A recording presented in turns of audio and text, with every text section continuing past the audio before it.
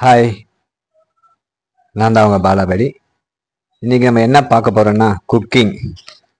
So பேச்சுலர்லாம் சிம்பிளாக சமைக்கிறதுக்கு 10 மினிட்ஸில் சமைக்கிறதுக்கு எப்படி பண்ணலாம், ஒரு டிப்ஸ் மாதிரி போடலாம் அப்படின்ட்டு.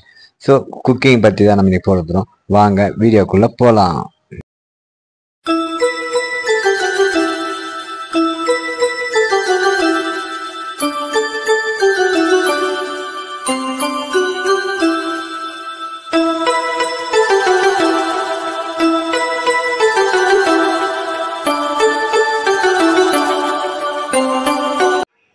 நம்ம என்ன பார்க்க போகிறோம்னா எக்கு ஃப்ரைட் ரைஸ். ஸோ சிம்பிளாக 10 நிமிஷத்தில் முடிக்கிற மாதிரி, அதனால் எக்கு ஃப்ரைட் ரைஸ் செய்ய போகிறோம். ஸோ அதுக்கு நம்ம தேவையானதை நம்ம ஃபஸ்ட்டு நம்ம சொல்லிடுவோம், வச்சுக்கலாம். ஓகேங்களா? எல்லாரும் வழக்கம் போல் சொல்கிறது தான். முதல்ல அடுப்பை பற்ற வைக்கவும், பிறகு கடாயை வைக்கவும், பிறகு எண்ணெய் ஊற்றவும். அந்த மாதிரி தான். முதல்ல நம்ம அடுப்பை பற்ற வச்சுட்டு எண்ணெயை ஊற்றிடணும். அதுக்கு தேவையான ஐட்டம் மட்டும் பார்த்தீங்கன்னா பச்சை மிளகா, கறிவேப்பிலை, வெங்காயம். நான் இது 3 தான் சேர்க்க போகிறேன். இதில் சில பேர் நிறைய சேர்ப்பாங்க, தக்காளி சேர்க்கலாம், சில பேர் எல்லாம் இதெல்லாம் சேர்ப்பாங்க. நான் இது சேர்க்க போகிறது பச்சை மிளகா, கறிவேப்பிலை, வெங்காயம். வெறும் சிம்பிளாக தான் இருக்கும், ஆனால் டேஸ்ட்டாகவும் இருக்கும். நீங்கள் ஜஸ்ட்டு ஒரு முறை ட்ரை பண்ணி பாருங்கள். ஓகேங்களா?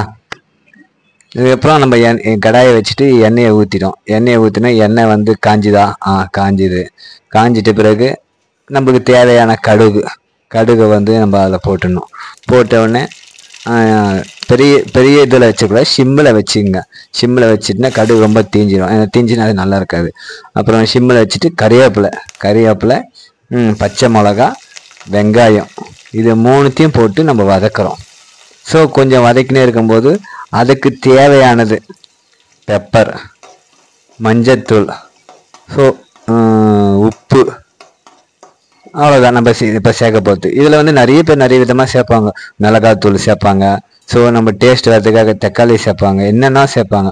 ஸோ நம்ம செய்ய போகிறது சிம்பிளாகிறதுனால வெறும் 4 ஐட்டம் தான். உப்பு, பெப்பர், மஞ்சத்தூள், அவ்வளோதான் நாங்கள் சேர்க்க போகிறது. அதை சேர்த்துட்டு கொஞ்சம் மஞ்சத்தூள்,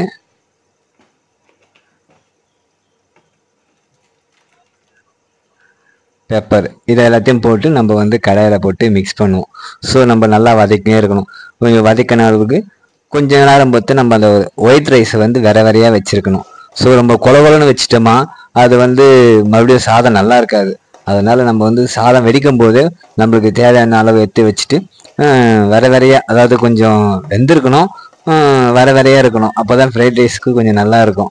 ஸோ நம்ம குழஞ்சாப்பில் வச்சுட்டுன்னு வச்சிங்கன்னா அதில் ஃப்ரைட் ரைஸை செய்தால் நல்லாவே இருக்காது.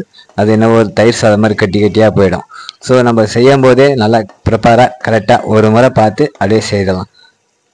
நல்லா மிக்ஸ் பண்ணியாச்சு. மிக்ஸ் பண்ணிவிட்டு நம்ம இப்போ ஏன்னா நம்ம எக்கு ஃப்ரைட் ரைஸ்ன்றதெல்லாம் நம்ம எக்கை நம்ம ஒரு கிண்ணத்துலையோ நம்ம வச்சு அதை ரெடி பண்ணி வச்சுக்கணும். ஸோ இல்லை நான் அப்படியோட உடச்சி அப்படியே கடாயில் போடணும், அப்படியோட போடலாம். ஆனால் நாங்கள் என்ன பண்ணியிருக்கேன், இங்கே கடாயில் இல்லாமல் ஒரு பாத்திரத்தில் உடச்சி அதை வச்சுருக்கேன். ஸோ நம்ம எத்தனை முட்டை தேவை, ஒரு 2 பேருக்கா ஒரு 3 பேருக்கா அதுன்ட்டு ஒரு 4 முட்டை 5 முட்டை சேர்த்து அதை மிக்ஸ் பண்ணிடணும். ஸோ அதை ஊற்றிட்டோம். அந்த கிண்ணத்தில் தனியாக வச்சு ஊற்றிட்டு அதை மிக்ஸ் பண்ணுறோம். ஸோ நம்ம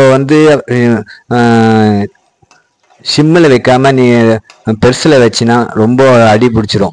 ஸோ நம்ம முட்டையை அதில் போடும்போதே கடாயில் ஒட்டாமல் இருந்து வெங்காயத்தை எல்லாத்தையும் வச்சு சிம்மிலே இருக்கணும். ஸோ நல்லா வதக்கணும். கொஞ்சம் அந்த லிக்விடாக இருக்கிறத கொஞ்சம் கெட்டியாக ஆகிற மாதிரி இருக்குதுல்ல, அப்போ வரும்போது கொஞ்சம் நம்ம அதை கிண்டிக்கினே இருக்கணும். அதை கிண்டிக்கினே இருந்தால் தான் நம்மளுக்கு அந்த கடாயில் ஒட்டாது, ஒரு கரெக்டான பாகு மாதிரி வரும். அதை விட்டுட்டு நம்ம கொஞ்சம் தீயை அதிகமாக வச்சுட்டு கொஞ்சம் விட்டுட்டுனா போச்சு, அப்படியே ஃபுல்லாக இதாகிடும். ஸோ நமக்கு தேவையான மாதிரி நம்ம ஒரு லிக்விடாக கொஞ்சம் ஒரு நல்லா இது பண்ணுற மாதிரி நல்லா கலக்கி அதை வச்சுட்டோம்.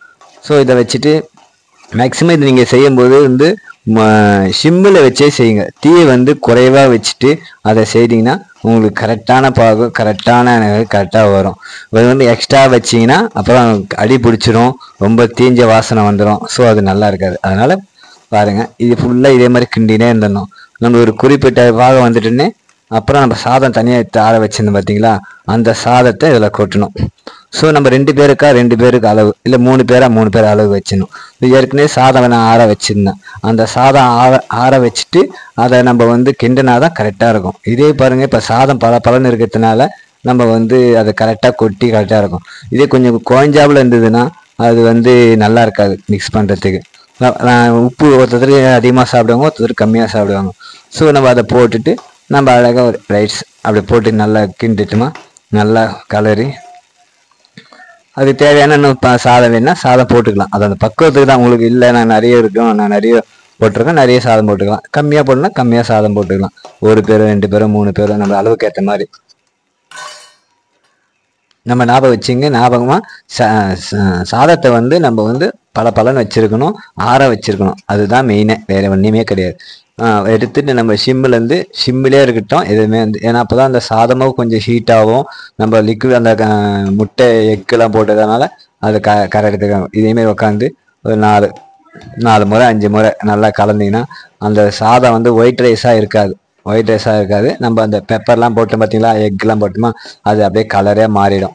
ஸோ இதை ஒருத்தர் என்ன பண்ணுவாங்க, மிளகாத்தூள் போட்டாங்கன்னா அது ரெட்டாக மாறும். நாங்கள் வெறும் பெப்பர் மட்டும் தான் போட்டிருக்கோம்.